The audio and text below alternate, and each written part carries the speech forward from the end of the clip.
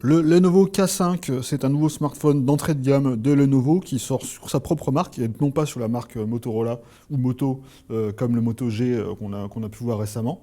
Donc le Lenovo K5, ben, c'est un smartphone de 5 pouces avec des performances assez modestes puisqu'on a un Snapdragon 415, donc c'est un processeur plutôt d'entrée de gamme. Alors, les points positifs, ben, il y en a plusieurs. On a déjà le design qui est plutôt sympa pour un téléphone à 169 euros. On a quand même un design avec un dos en métal. Alors, c'est un dos en plastique avec recouvert de métal, donc c'est pas tout à fait premium, mais c'est quand même assez sympa, assez rigide et plutôt bien fini. Idem idem au niveau de l'écran. On a un écran avec un verre qui est plutôt agréable au toucher pour manipuler l'interface et également qui est assez facile à nettoyer. Donc les traces de doigts partent assez facilement, ça c'est plutôt cool parce que sur l'entrée de gamme, on a rarement ce petit plus là. On a souvent des traces de doigts qui sont assez persistantes, donc ça c'est plutôt pas mal. Au niveau des points positifs, on a également l'autonomie, puisqu'à l'intérieur, on a une batterie de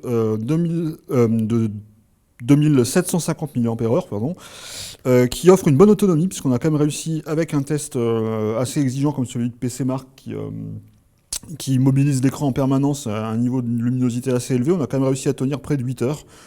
C'est assez proche du Moto G4, donc c'est plutôt pas mal. On va pouvoir tenir facile une journée, et bon, pas plus, mais quand même, sans mauvaise surprise en début de soirée ou même en fin de soirée, on va pouvoir quand même terminer la journée sans avoir à chercher son chargeur. Donc ça, c'est plutôt bien. Enfin, on a un petit plus, c'est que Lenovo fournit la protection pour le smartphone. Donc on a une petite coque en plastique et on a en plus une protection d'écran pour protéger l'écran des rayures. Donc ça c'est un bon point puisque on n'aura pas à acheter de protection supplémentaire et en plus, vu que la diversité des modèles de smartphones Android, on a souvent du mal à trouver une protection, bah là on n'aura même pas besoin de la chercher puisqu'elle est fournie avec le smartphone.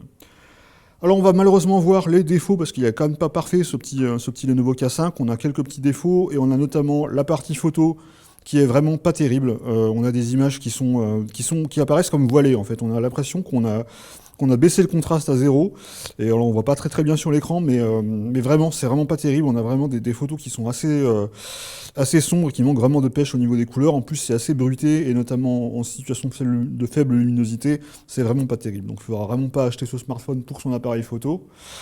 Et le deuxième défaut, qui est un petit peu décevant, c'est le fait que le téléphone soit toujours en Android 5.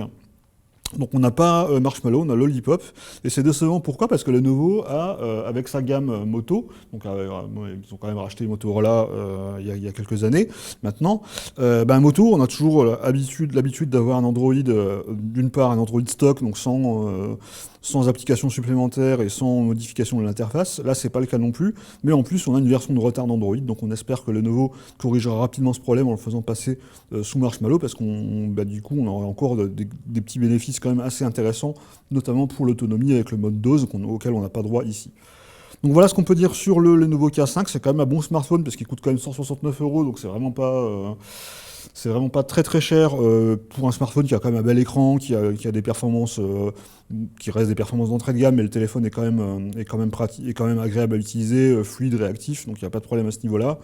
On aurait vraiment aimé que Lenovo fasse un tout petit effort sur la photo et sur la mise à jour d'Android, mais bon voilà, c'est pas un smartphone parfait, mais quand même un bon petit smartphone pour son prix.